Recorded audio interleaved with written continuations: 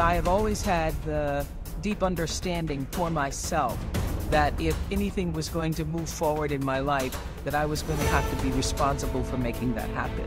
I know that to be true now and can articulate it as you are responsible for your life. And if you're sitting around waiting on somebody to save you, to fix you, to even help you, you are wasting your time, because only you have the power to take responsibility to move your life forward. And the sooner you get that, the sooner your life gets into gear. This is what I know from doing 25 years and thousands of interviews on The Oprah Show. It does not matter where you come from. I have seen people come out of the desert, walk across the desert, being born in the most dire circumstances. Doesn't matter what your mama did, whether she did or had a PhD or no D. What matters is now, this moment, and your willingness to forgive the past, take responsibility, and move forward. You need activation energy to start the change. That's the key to creating any kind of change. That's the ethical requirement of individual being in the proper sense, is to constantly know that you're not what you could be, to take responsibility for that, and to commit yourself, like body and soul, to the attainment of that ideal. If you think about the times when you're at peace with yourself with regards to how you're conducting yourself in the world, it's almost always conditions under which you've adopted responsibility. The most guilt I think that you can experience is the sure knowledge that you're not even taking care of yourself, so that you're leaving that responsibility to other people. There is no capability difference between you and someone you consider to be an ultimate role model of success. The only difference is they've learned to use their mind and body with more power on a consistent basis. They've learned to manage their state. They've learned to use their body effectively. Whether they know it or not consciously doesn't matter.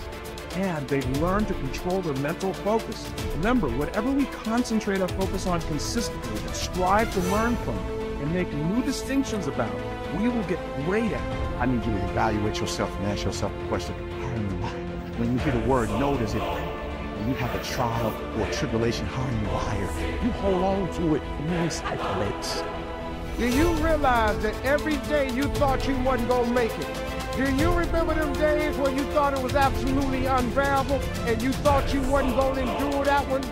Do you know that your survival rate for every last one of them bad days is 100%?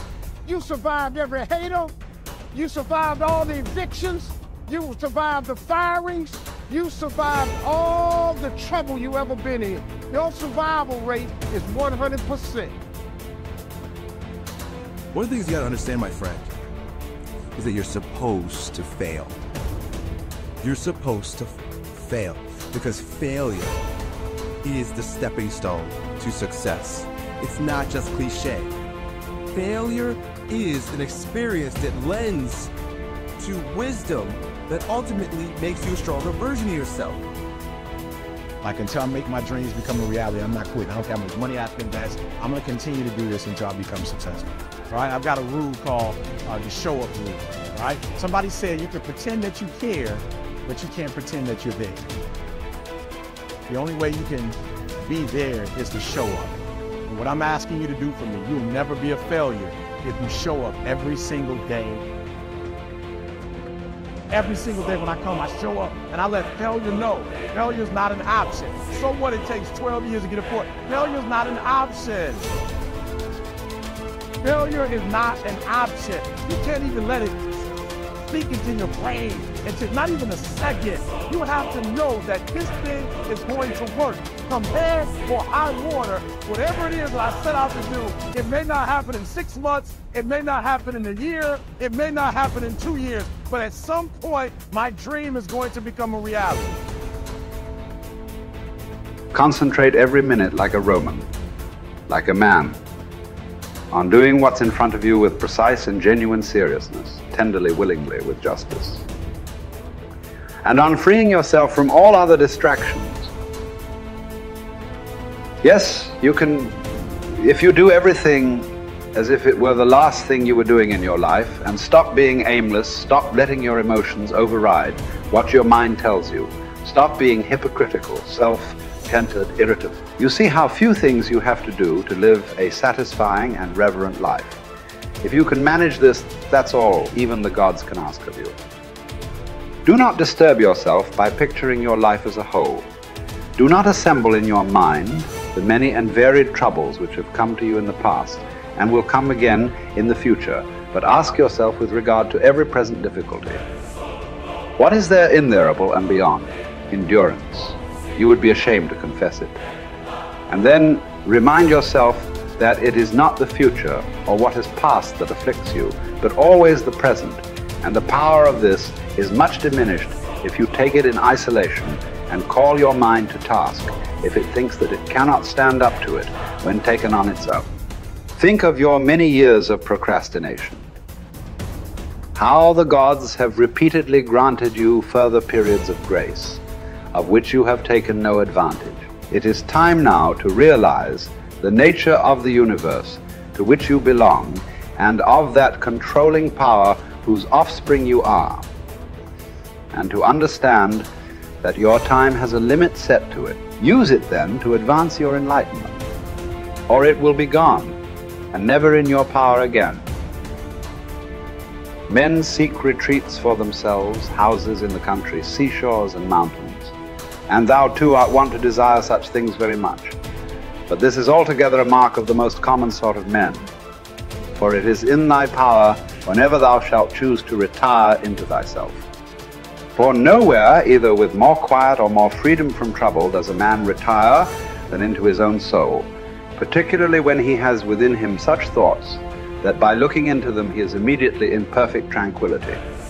And I affirm that tranquility is nothing else than the good ordering of the mind. Constantly then give to thyself this retreat and renew thyself, and let thy principles be brief and fundamental, which as soon as thou shalt recur to them will be sufficient to cleanse the soul completely and to send thee back free from all discontent with the things to which thou returnest. For with what art thou discontented? With the badness of men? Recall to thy mind this conclusion, that rational animals exist for one another, and that to endure is a part of justice, and that men do wrong involuntarily. And consider how many already after mutual enmity, suspicion, hatred, and fighting have been stretched dead, reduced to ashes, and be quiet at last. But perhaps thou art dissatisfied with that which is assigned to thee out of the universe. Recall to thy recollection this alternative. Either there is providence or atoms, fortuitous concurrence of things, or remember the arguments by which it has been proved that the world is a kind of political community, and be quiet at last. But perhaps corporeal things will still fasten upon thee. Consider then further that the mind mingles not with the breath, whether moving gently or violently, when it has once drawn itself apart and discovered its own power. And think also of all that thou hast heard and assented to about pain and pleasure, and be quiet at last. But perhaps the desire of the thing called fame will torment thee. See how soon everything is forgotten, and look at the chaos of infinite time on each side of the present, and the emptiness of applause, and the changeableness and want of judgment in those who pretend to give praise, and the narrowness of the space within which it is circumscribed, and be quiet at last.